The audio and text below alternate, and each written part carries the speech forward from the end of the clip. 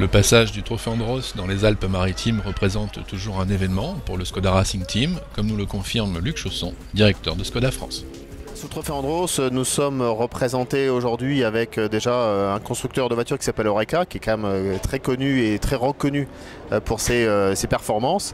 Et puis en même temps, nous avons eu la chance de signer des contrats avec 4 pilotes, tous anciens pilotes de Formule 1. Donc bien sûr Jacques Villeneuve, champion du monde, mais également Olivier Panis.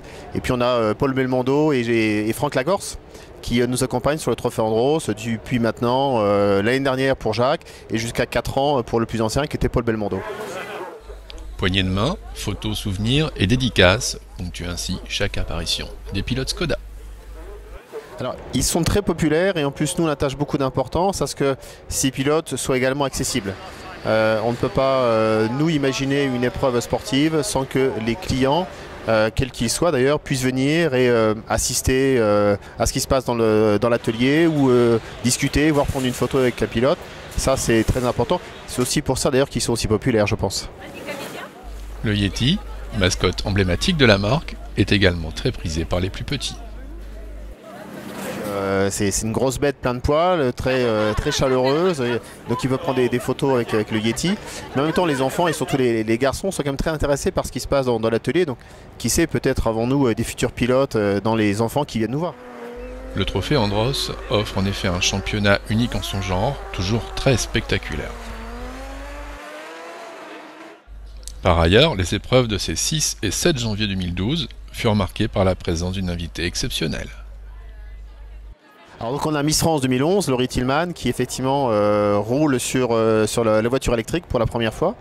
Elle est ravie de faire ce qu'elle fait, elle adore découvrir le sport automobile, en plus sur une voiture électrique parce qu'elle est très attachée au développement durable dans ses missions, qu'elle a eu la chance de développer lorsqu'elle était Miss France et qu'elle continue à développer parce que c'est un investissement personnel. C'est une vraie passionnée automobile, elle est en train de se piquer au jeu, donc je pense qu'elle va revenir assez rapidement rouler avec nous.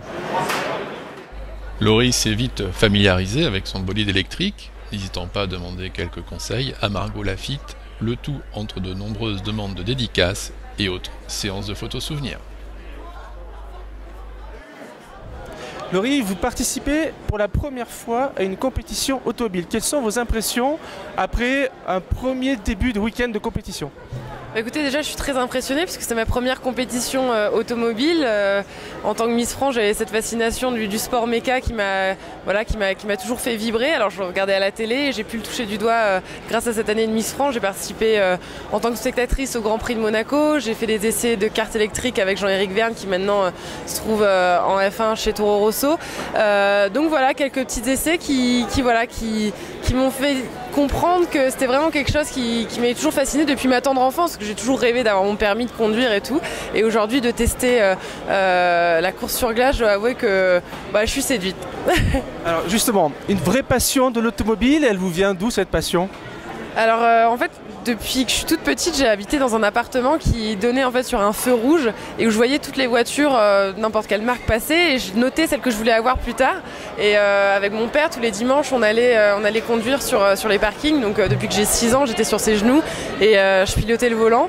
Et à partir du moment où j'ai pu commander les pédales, je l'ai fait. Donc je crois que je devais avoir 10 ans.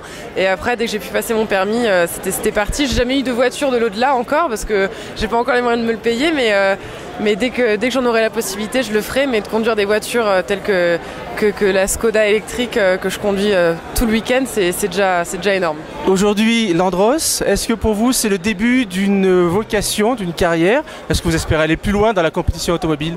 Je l'espère vivement.